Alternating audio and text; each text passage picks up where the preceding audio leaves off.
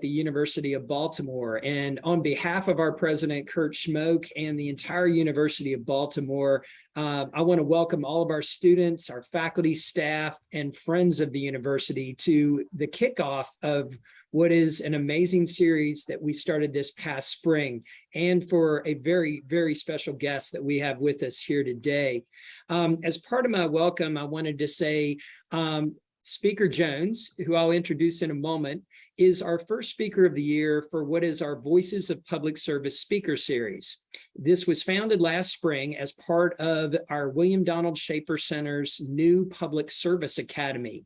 And it's an effort for students to have a chance to hear from the experiences, the career experiences of a public, nonprofit, or private sector leader who's doing great things to change people's lives.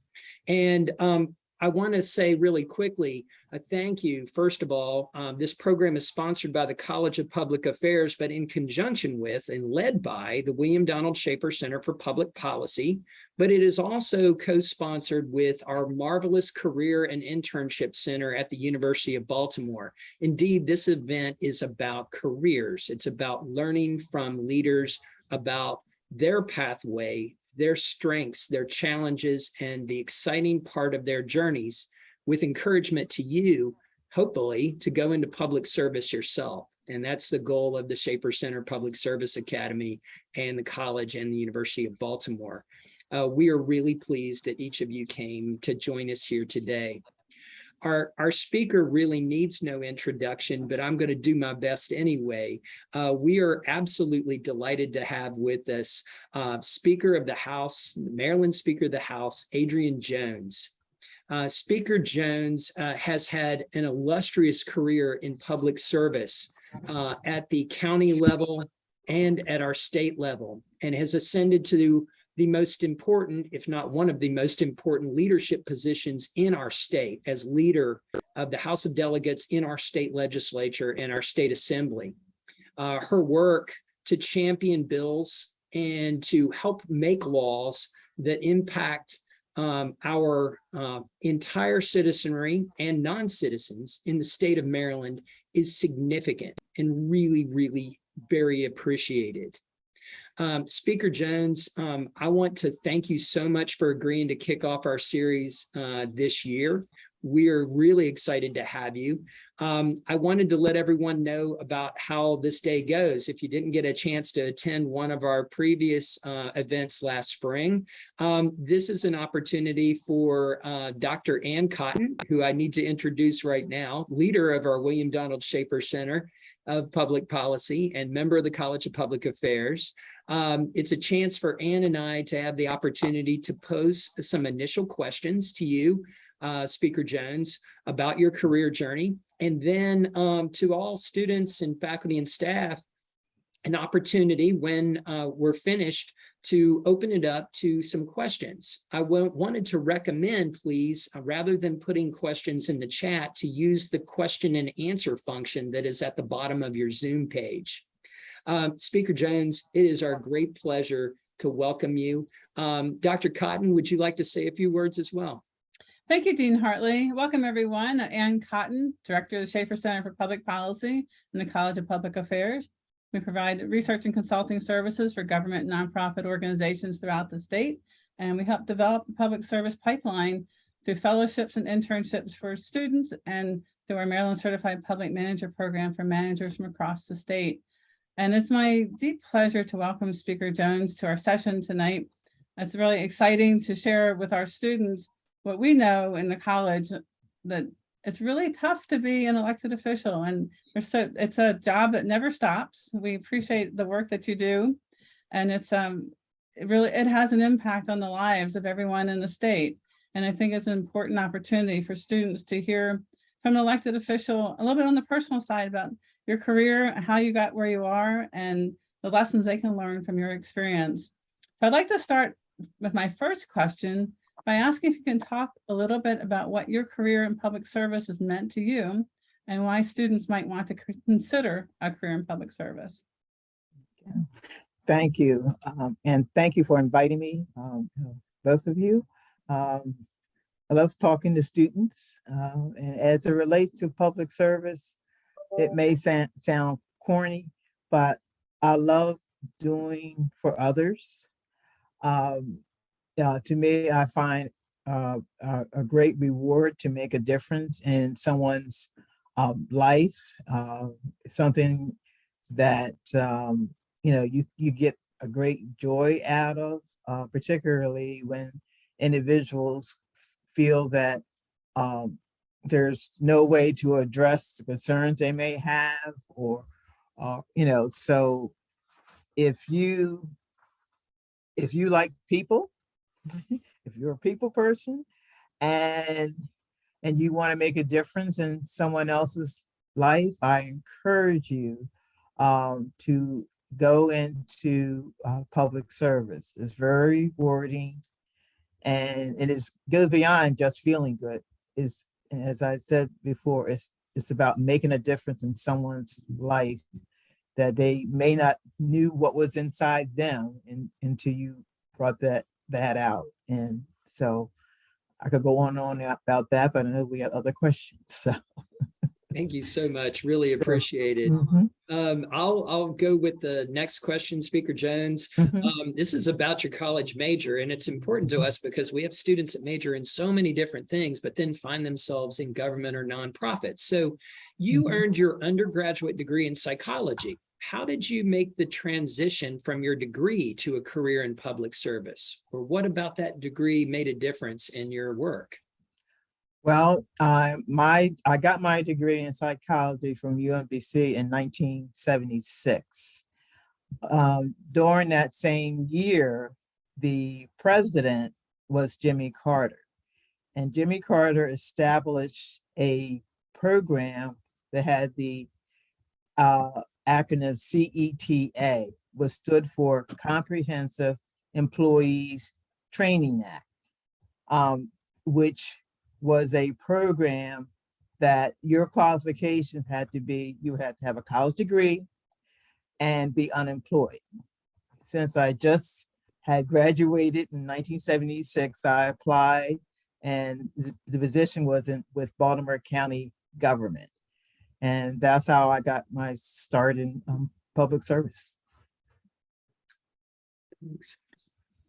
Can you talk a little bit about some of those early jobs you held in public service and what lessons you learned from those that you carry on? Well, by working in county government, Baltimore County government, we there were county executives, and I served with about 7 of them. The first one was Ted Venetoulis. I did not work in his administration. I worked in, and as I mentioned that, I don't know whether I mentioned that in order to have this program, you had to be unemployed and have a college degree. And so when I saw that Baltimore County had this opening, I applied, and I worked at the Department of Central Services. I was the assistant to the assistant director, a agency that no longer worked, but back in the mid-70s it did, in which I assisted him. And then I was there for about 4 years, about four years, and then I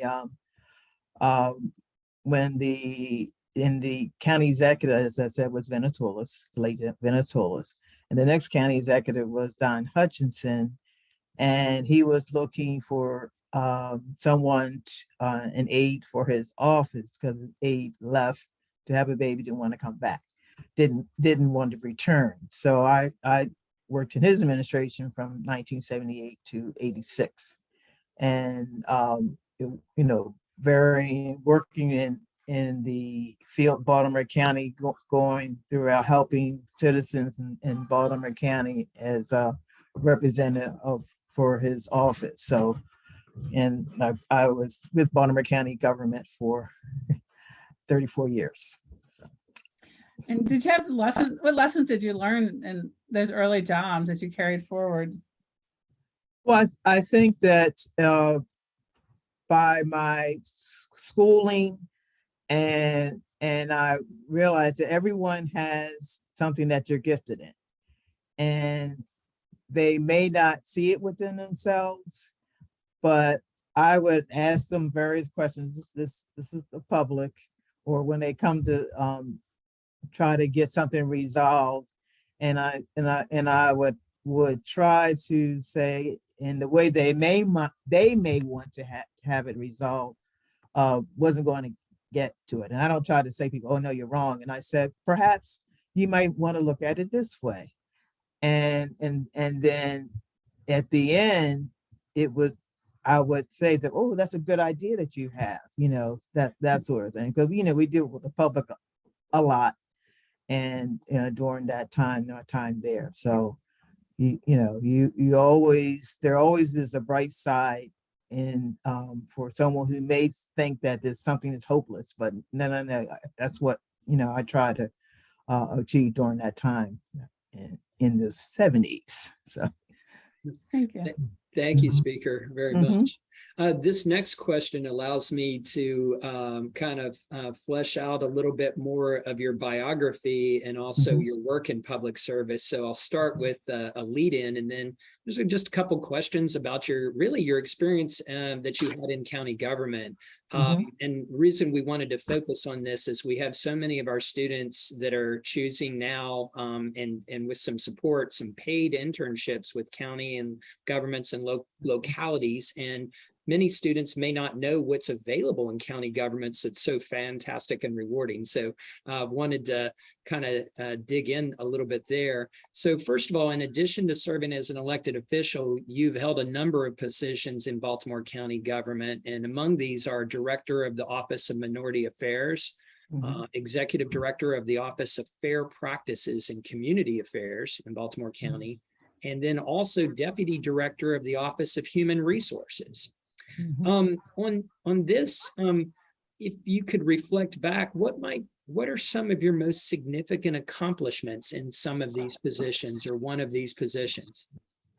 Well, with the Office of Minority Affairs, I would also, in addition to being part of the county executive office, also will work with the county police department when there were hate crimes that were in communities, and I would go and talk with the police officer and talk with the victim, and a lot of them, they would have uh, inappropriate uh, trashing of their home, or written on the walls, etc. Mhm. So so my job was try to get them the resources, get that off as soon as possible, but all the resources that they would need, because that's very frightening to have. So it would be myself and a police officer who was responsible for that area, and we found that it made a difference on the cases that they went out. That's not the only thing we did in the office, but that's one of the ones that directly impacted uh, uh, citizens throughout Baltimore County. Oh, thanks so much. And just a couple follow-ups on that. What were some of the biggest challenges that you faced as a public administrator in your county positions? It's hard work, I know. Yeah. Well, in my initial, the one that you referenced, or the others, or just in general? Which Any one? that come to mind. It's always great advice to students to hear about the types of things that Mhm. leaders struggled with and maybe overcame. Well, my next one after that was a different county executive, was the Office of Fair Practices and Community Affairs. So I would go out into the community and have various speakers, such as I think Stu Sims, when he was talking about uh, his role in terms of public safety, and I tried to encourage uh, members of the community, you know, your thoughts do matter, and how can the county be of assistance to you? You know, you're not just constituents. You know, we would like to hear from you because there may be something going on, and we found that on a lot of occasions, some of the community members didn't know who to go to. And so I would have a series of meetings throughout the community, try to address that, have various county officials with me, and just to make sure that they can have a voice, and their voice will be heard and their concerns would be addressed. Oh, thank you so much. And the last one related to your county work, we often learn from all of the jobs that we have. How did these experiences working in the county influence your role as a legislator? What are some of the things that you learned that helped you as a legislator?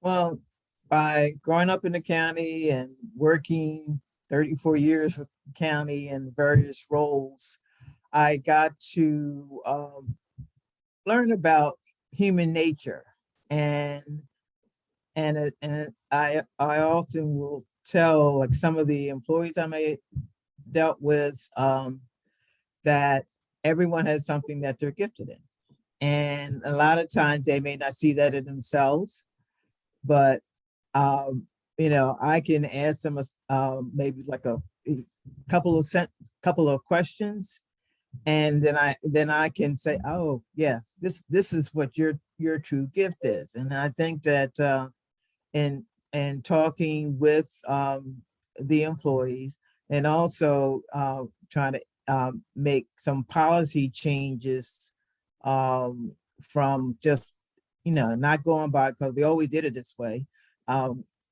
in terms of what makes sense for the time we were in, or that community that we were in, because what was appropriate for one community may not be for another. And the fact that you give the community a say so, they feel that they matter. And I think that's a, because I read people's faces. I can tell that, you know, beyond just that smile and the gleam in the eyes, that they feel pretty good, because because I always say, oh, that's a good idea that you have, you know, that type of thing. And they feel comfortable about stating what they need in their community, or what they would like to see that the county does. So. Madam Speaker, thank you so much. That's Sure. fantastic. Madam Speaker, long before you ran for political office, I learned that you worked on a number of campaigns. I think our students would be really interested to know what types of roles you had on campaigns and how they go about getting involved in something like that. Well, that's an easy thing, because when you know, we have campaigns every 4 years, and if a person is interested in a particular candidate, they need to read up on that candidate, whether or not is there a good fit for them to work in their campaign.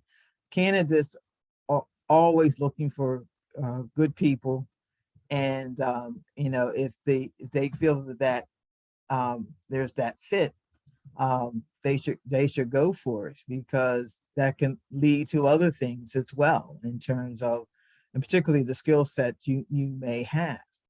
And people, you know, like I said, I know I keep saying this over and over again, but everywhere it's something that you're gifted in. And a lot of times they don't know what that is until it's brought out. And if you can hone in on that when they want to talk to other people, it just comes a whole lot easier, because, you know, they'll see that this person is a candidate, and what can I do to assist them, and to making sure that that person has a good chance of winning. And because, you know, individuals, they say, well, I have this skill set, I'm very good at writing, or I like doing door to door, or whatever it is skills that they have. And candidates, they like talking to individuals, and particularly those who want to volunteer.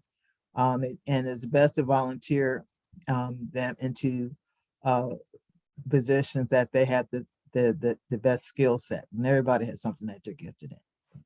And what were some of the ones you volunteered for?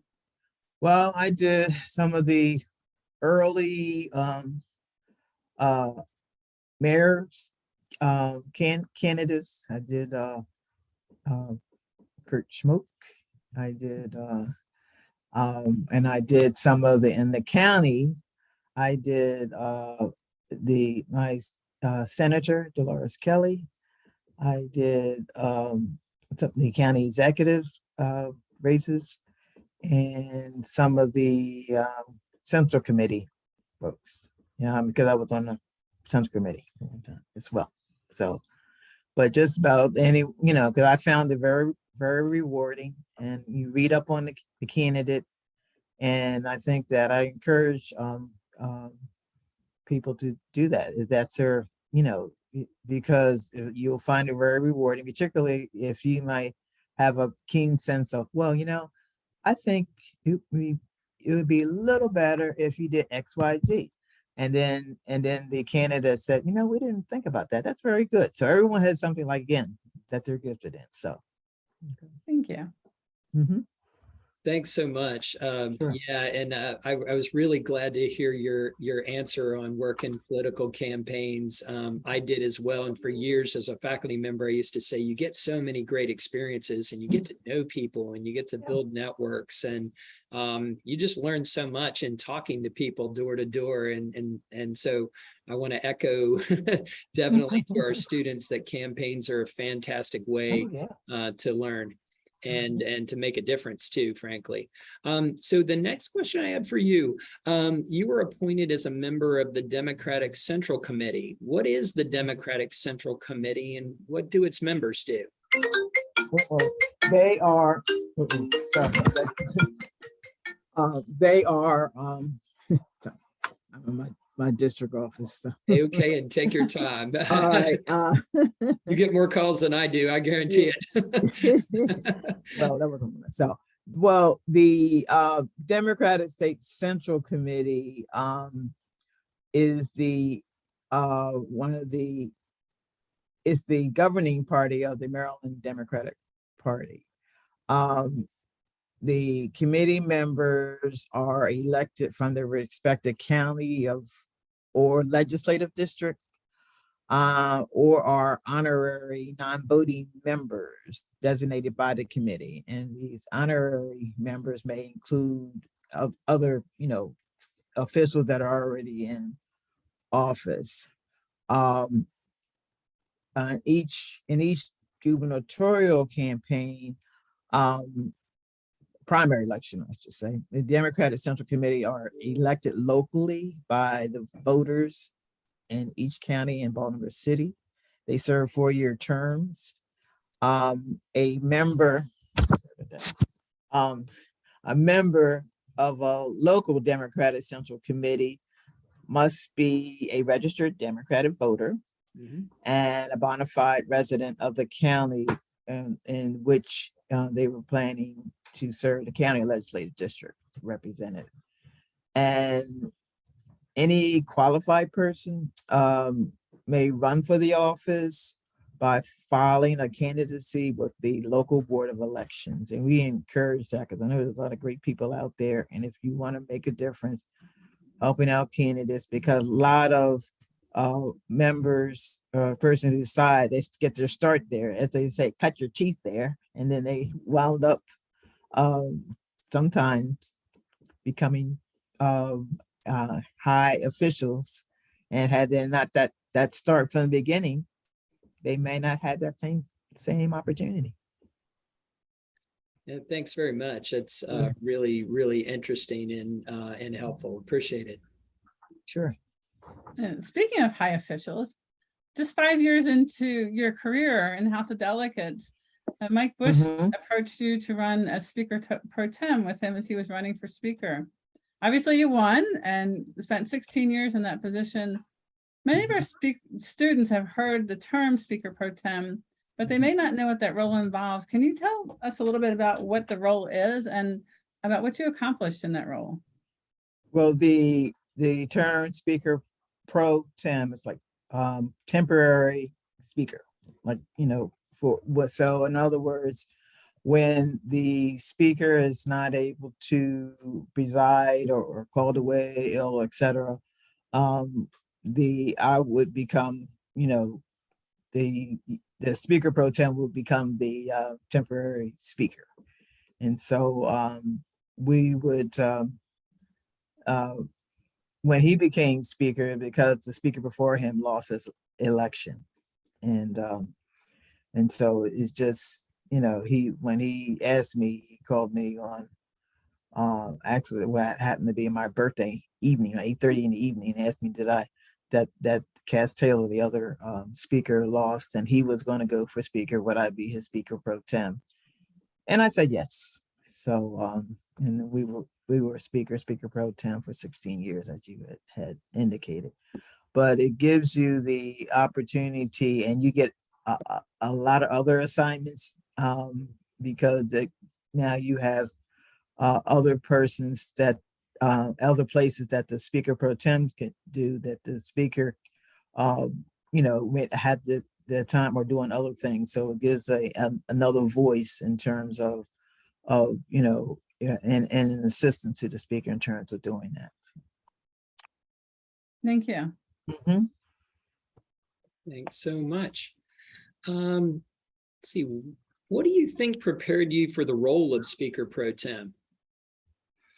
Well, I was in the General Assembly since 97, and I served on appropriations and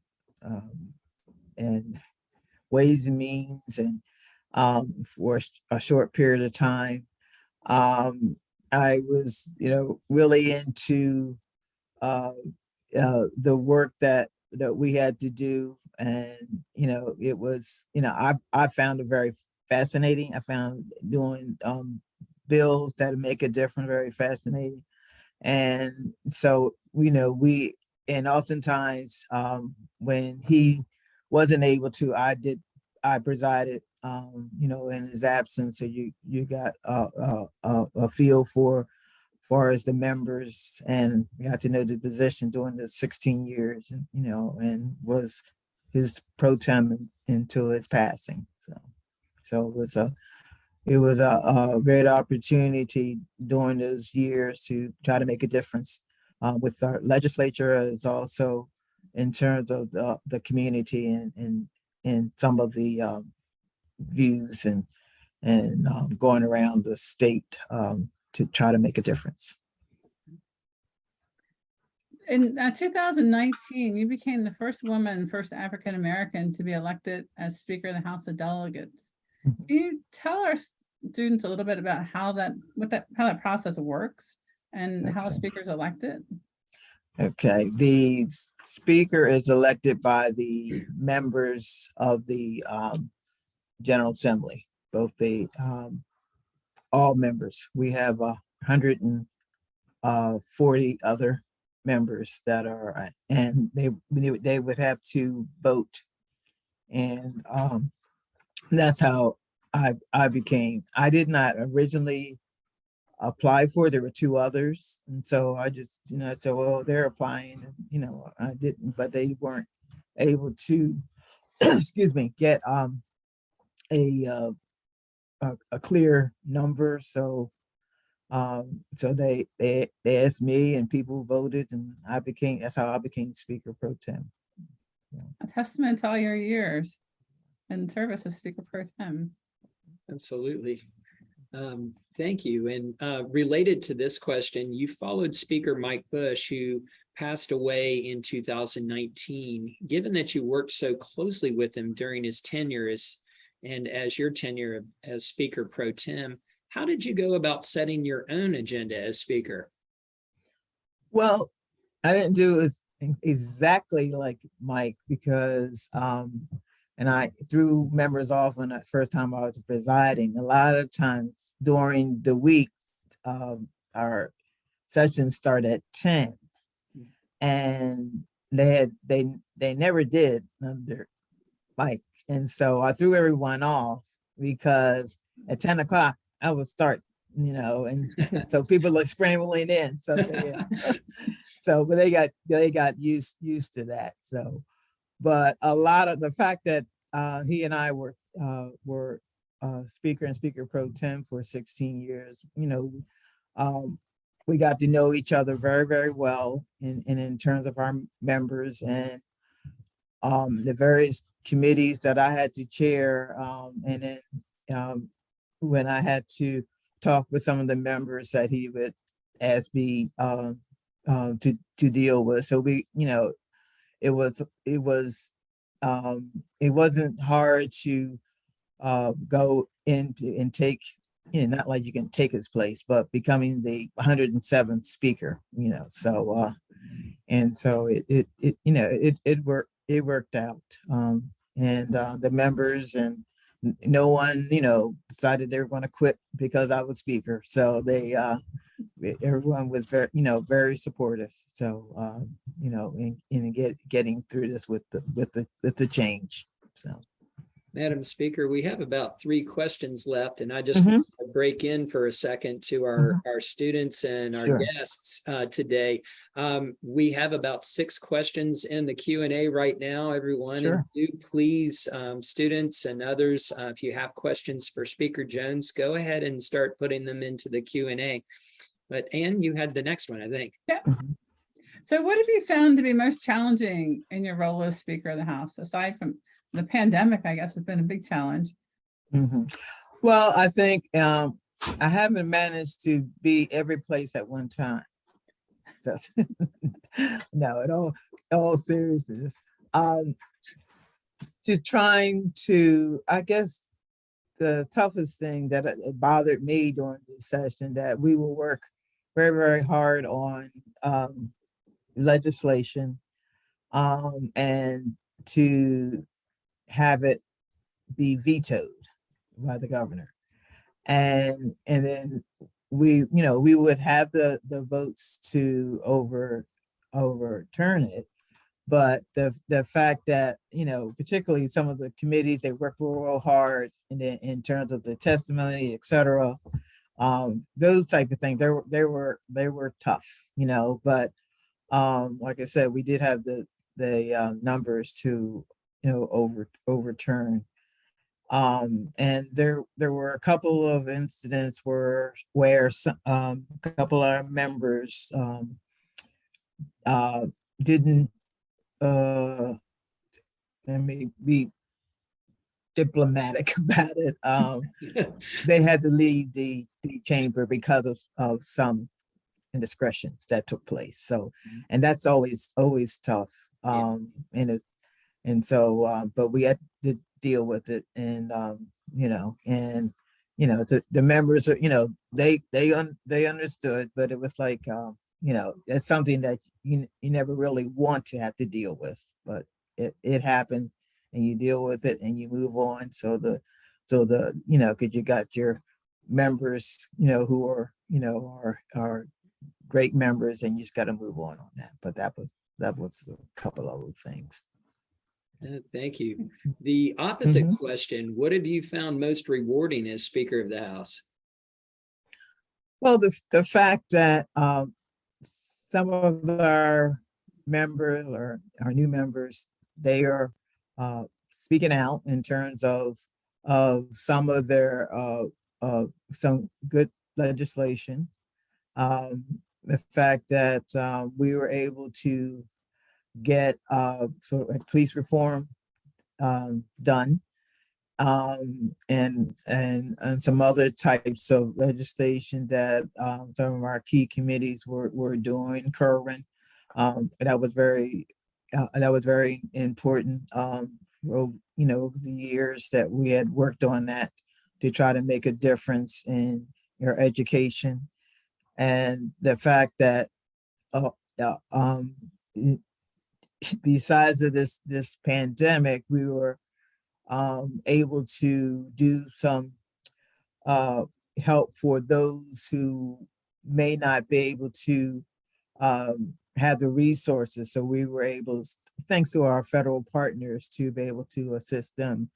And that always is a good thing to do, be able to, help those who need help. And we're actually able to do that. But those type of things that make a difference. Each committee had some key areas that they did. So I think that every committee can say that they made a tremendous difference in the lives of the citizens that we're put here in Annapolis to and have an impact on. Thanks. And the last of our prepared questions before we go to questions from our audience, Mhm. what advice do you have for our students that might be considering a career in public service? Okay.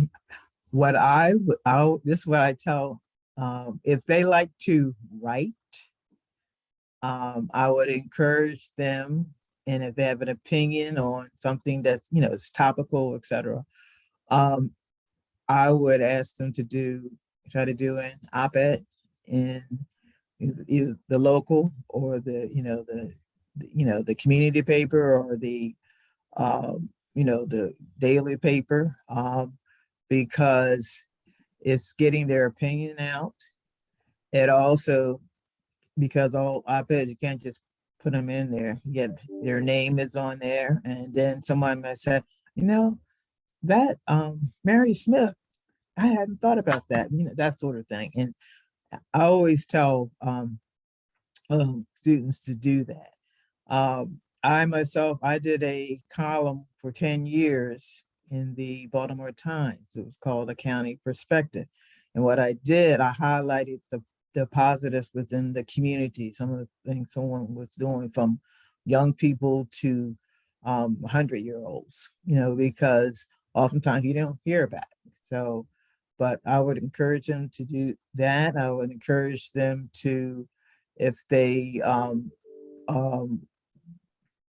know their elected representatives, to have a talk. If they have an opinion on a bill, because it's going to be in the, it's going to be on the the website, but the main thing I'm saying, just get their views out, because their views make a difference, because there may be something that's near and dear to their heart, but if no one knows about it and it's a great idea, it's all for naught. But just to that's what I would encourage young people to get their voices heard on some great topical issues that we need to hear in this time and place that we're in.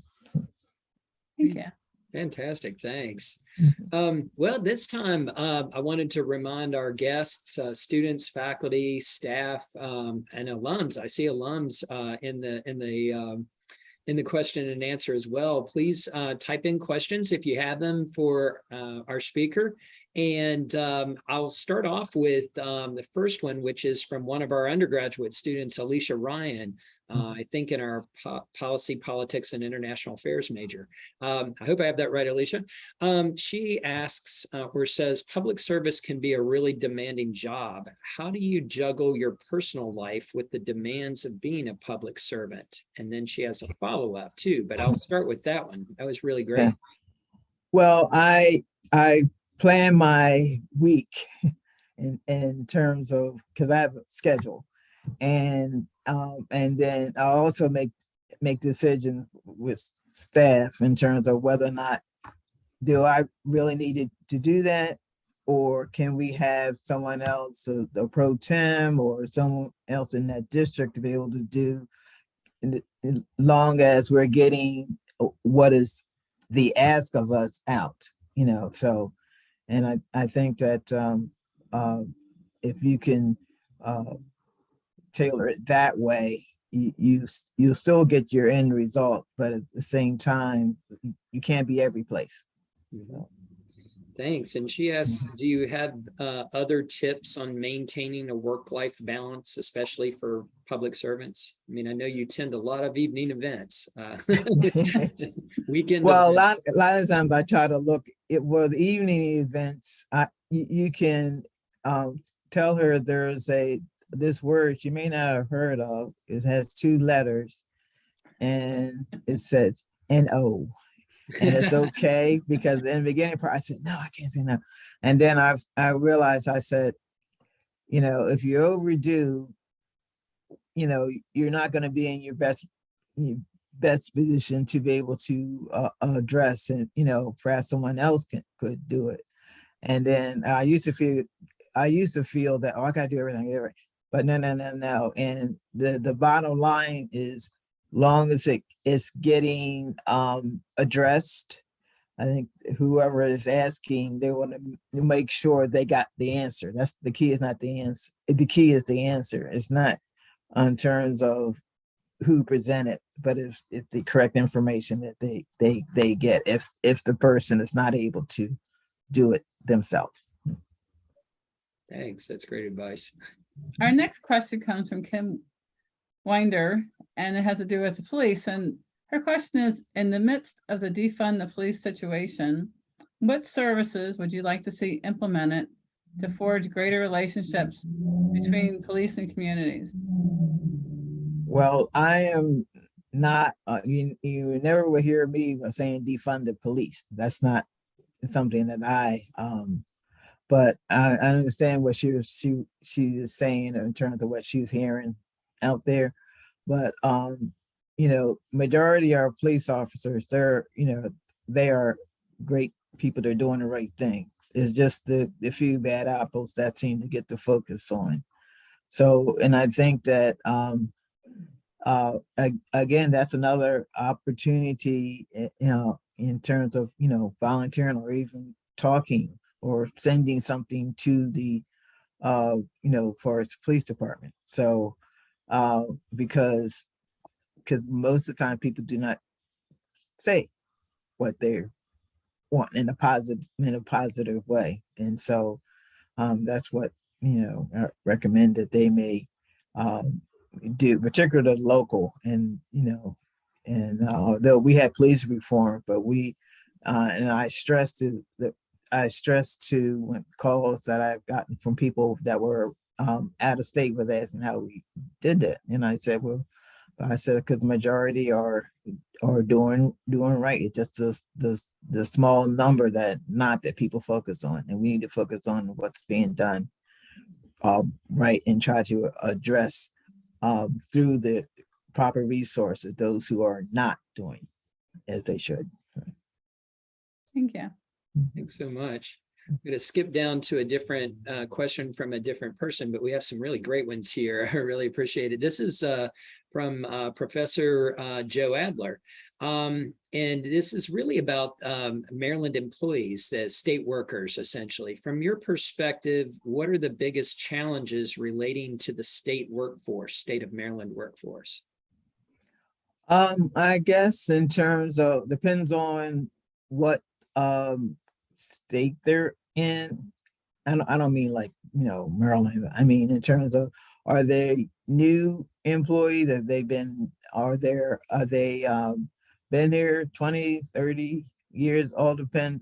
I don't know if he could kind of like narrow it down in terms of what he was asking, or maybe I wasn't hearing it right. So what, yeah, I don't know if he had a follow-up, but the road you were going down, quite honestly, is a very interesting one. New employees versus those who are approaching retirement, or even right.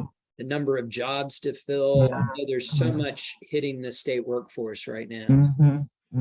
Yeah, absolutely. And we want to, and there's some that because they're during retirement, they are going to do. But there are a whole lot that sometimes they don't, hear anything from their agency. So I think it would have to depend on that particular agency and that particular situation in terms of, and I would hate to do a broad strict on this in terms of not having the full details. So no, that's great. Joe, if you're still with us, feel free to type another one in if you like on this topic. And Anne, do you want to pick one? Sure. We have a question from Matt Casero. He's a board member for the College of Public Affairs. And he has a question: how has your personal leadership style changed over your career? And what did you wish you had known back at the beginning of the career that you know now? I think that's the style I have now is it's probably about the same that I had, with the when I start in the legislature. And in terms of Baltimore County, it was a different time, place there from the beginning. And looking back, I may have said, well, I perhaps may have went. I don't know, because I don't think that I like the fact that I was able to go through the CETA program, because that's that's the only way I was able to have gotten through county government. But maybe I'm not explaining the question right, or maybe I'm not hearing the question right, because I don't want to give incorrect information. So can you say that again? Can you say that again, please? Basically, how has your leadership style changed over your career? Oh, as I got older, I've learned more, and you get wiser in how you're going to address situations. So, and I think that before, early on, I may have been hesitant to say, well, are people going to listen, or will it make a difference? And then, over the years, I see that if you don't speak up, or if you just ignore something that should not be ignored, that's a disservice. And so I, learned to speak up. And then also, when others are doing something that may not be exactly as it should be, and you talk to them in a very respectful way, and then they'll get it, as opposed to someone yelling at them. So thank you. Thank you so much. Different question, and I think a fun one. What is your biggest strength and your greatest achievement thus far, would you say? Biggest strength, I guess, in fact, I can read people. So, because someone could be telling me ABC, and I said, no, they're not, that's XYZ, what they're saying. So, and the fact that I love, it sounds corny, but I love public service. And I think that's you can do a whole lot in that area, based on what your strengths are, and what you have been exposed to. And as I say repeatedly, everyone has something that they're gifted in, and use that gift for the good. And everyone does have something that they're gifted in. Thanks so much. Mm-hmm. So Professor Adler was able to add to his question to provide a little bit more clarity. Good. Thank you. So his question is the state able to recruit qualified, culturally competent employees needed to provide services to a diverse population?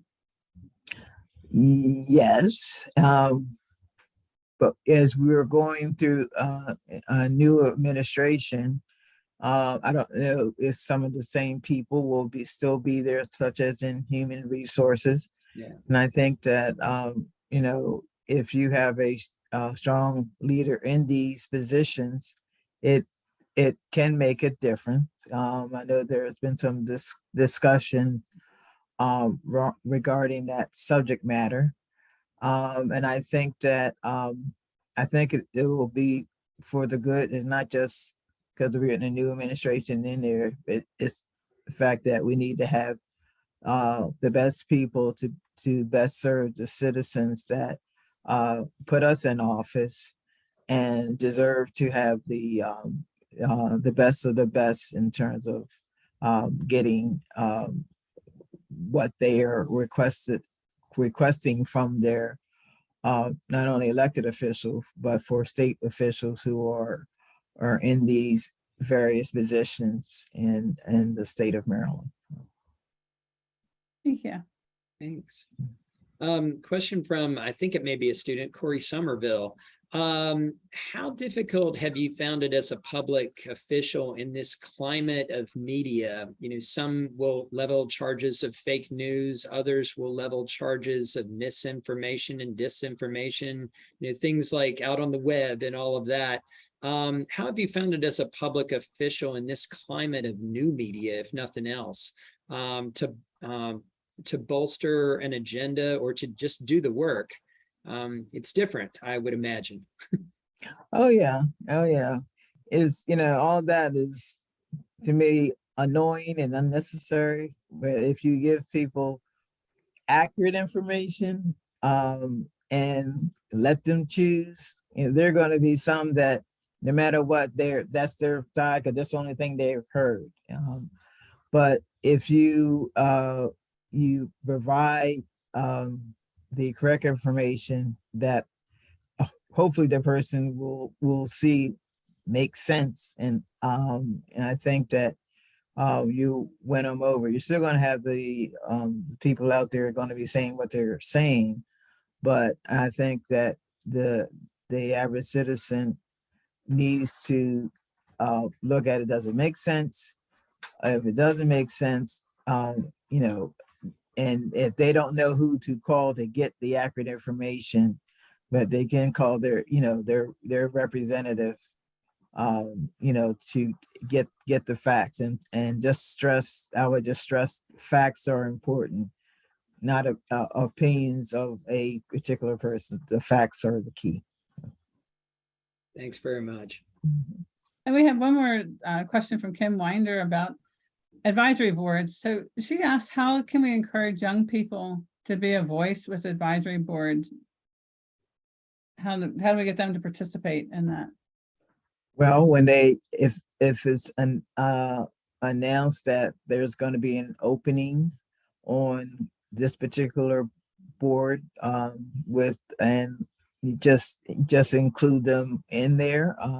It's appropriate for, I don't know what particular board, but there's some boards that young people are on, that because need their input, and they should try to contact, I would say, contact their local government, and try to get on one of those, because there's a lot of boards out there that they need good people, and that perhaps just a good fit for the person who have an interest in doing so. Gosh, thanks. And, as your dean, everyone, if I am your dean, I want to underscore that there's so many boards and commissions in local governments in Baltimore City, Baltimore County, and all over the state, and state boards and commissions. And I just wanted to say they're often looking for members. And sometimes when you're young, you think, oh, I won't get picked for this, but you're probably wrong. There's some that are harder to get on than others. Certainly, like the planning and zoning board is a little harder than some of the others, but there's some amazing opportunities to serve right now. So please, I agree with you, Speaker. Please check out those websites. Oh yeah, they're there. Let's see. This is a longer question, but it's really a great one. It starts with really saying in many organizations, including government, we're seeing kind of I guess as it's described, a bathtub effect. The current generation of leaders are retiring and leaving in state and local government, for instance. And then there's a lull in sort of mid-career hiring. So not as many coming in at the middle. This really is an opportunity for newer employees, but they don't necessarily have a lot of experience to fall back on as they take these leadership positions. So long intro, but how do you recommend that newer employees approach these leadership opportunities to be successful for those who they're serving? There are there are several organizations that prepares individuals for these types of boards or and in matter of fact, when I was on some boards that were health related, wasn't health, that's not my forte, but in serving on it, I learned a lot, and I could appreciate. This was Kennedy Krieger. This because I took the Speaker Bush's place, and so it gives you may think that, oh, I have a clue, but by serving on that, when they had the various speakers, I knew that yeah, this makes sense. This would be a that could be, and you could ask questions and they would um, um, work with you in terms of that perhaps you wanted to do another aspect of it, but they would try to work which would be a good fit for you. And I think if the person truly wants to get, be involved, and I think people would, and they see that you really are committed, will be committed to do so. And just, in terms of the question that they're asking, I think that there is a spot for people in that way, because I've seen it happen. Yeah, thanks. And to Matt Scassero, who typed in that question for us, I wanted to say you got a master's degree, and that's something that young leaders in the making can do, is get further higher education. And the other thing I'd add too is just certificate programs like the Certified Public Manager program, not to tout your program, Ann, but those are real opportunities to get yourself ready too, in addition to what Speaker Jones just said. Thank you for that. Really appreciated. So we have one more. And again, if anyone has additional questions, feel free to type them in, but the moment we have one more, unless Ann has. This is from Dr. Adler. Can you give us your views on part-time versus full-time legislators? That's a good one. I like. Well, technically, he's referencing those who work and those who, is the legislature is their only position. Yeah, I assume that. There are many of my delegates, they do have jobs, full-time jobs, but they able to take and I did that initially when I was still with the county.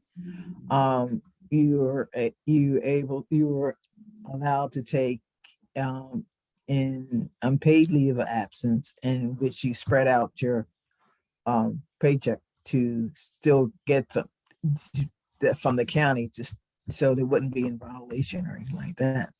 And then your General Assembly one, you get, that's like a separate thing. But it all depends on what your particular situation is, if you can do that. We do have members who this is their only job, but we do have others who do both. They have a job, and then during the 90-day they take a leave, like that. All depends on your particular situation, what works best for you. absolutely. Thanks.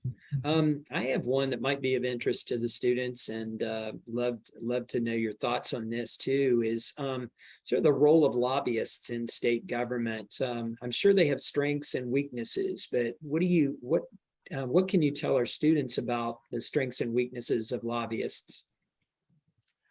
Well, I think the strength is because they are focused on a particular subject matter, that they know it very well, and they are there to advocate for perhaps legislation or policy to address whatever that particular um, uh, bill was supposed to be addressing. And I think for the most part, and plus there are guardrails for what lobbyists can and cannot do, and all of them are very aware of what they are, and so and they can also be helpful in terms of information, particularly some of the new people, in terms of in terms of like showing them, because I'm a visual person myself, and so showing them what the legislation that they may have been asked them to put in, what the benefits will be to the public. So there's a lot of ways to try to get the good information in the end run without being in violation of any ethics. So Fantastic. That's great. I appreciate it. mhm. Madam Speaker, what skills do you think young people should be focusing on as they look to move into their professional careers, especially when looking to go into careers in government? Where do you see the gaps in the skills people bring? Well, I think writing, actually reading material, because sometimes people just will still scan it, but as I think said earlier, each one of these young people have something that they're gifted in, and if they hone in on that, it becomes just like that to them. So, but they each one of them do, and they not see it within themselves, but they do. And the things that you enjoy the most is usually what you do the best in, and I think that's that's a positive way to be and trying to make a difference within their community. So Thank you. Thanks so much. Roger? Oh, go ahead, Ann. Sorry, I didn't mean to interrupt. Apologies. We've actually gone through all the questions that our planned questions and our audience questions. So it's time to ask you, what's the question that we didn't ask you that you think we should have asked you, or the piece of advice you would like to leave for our students? I think that if the students just keep in touch of what is going on, around them. And those who have a special knack for a particular subject matter, pursue that. If that's something that interests you, that think that that's a good fit for you, do so. And if they, for one thing, they should know who their elected representatives are, both on the state and the county level, and make sure that they're in contact with them, because you're their constituent, and you should feel free to contact them on any issues that is of concern to you, or an idea that you may have, and if this becomes why don't they, and you could be that they by telling how you feel it should be, and what difference it'll make in not only your lives but others. But there's a lot of ways that citizens, your students, can have an impact, because some of the best ideas come from young people. Thank you so much. And thank you for the gift of your time. An hour of your time is so precious. And to be able to share this with our students is really very much appreciated. And I'd like to turn it over to Roger, or Dean Hartley, to make a closing. Speaker Jones, I want to echo Ann. Thank you so much for your time. It is so valuable. Your answers and your advice to our students is really, really appreciated too. And to our students and our faculty and staff and alums, I can't thank you enough for turning out today to be with our speaker and to kick off this first of what are going to be 3 more this semester, Voices of Public Service speakers that will be coming your way. One of the upcoming speakers is former United States Attorney of the state of Maryland, Robert Hur, on the legal side and on the justice system side. And so be on the lookout for that one in October. But Speaker Jones, you were fantastic. Thank you so much. Thank you for inviting me. I know Kurt wanted to pass along his thanks personally to you, and he was sorry he couldn't be here today with you. But he had another event. But we'd love to have you on campus anytime, and love you to meet with our students in the future. So Sure, we will sure. send you another invitation and again, and thank you. Oh, you're quite welcome. Thank you for inviting me, and thank you for allowing me to address your future, your students in terms of your future. Thank We're you so grateful. much. Thank you. Thank you to both of you. Everyone, Thank you. please have a great night and safe travels if you're traveling, and come back and see us soon. Thanks. Bye-bye. Bye.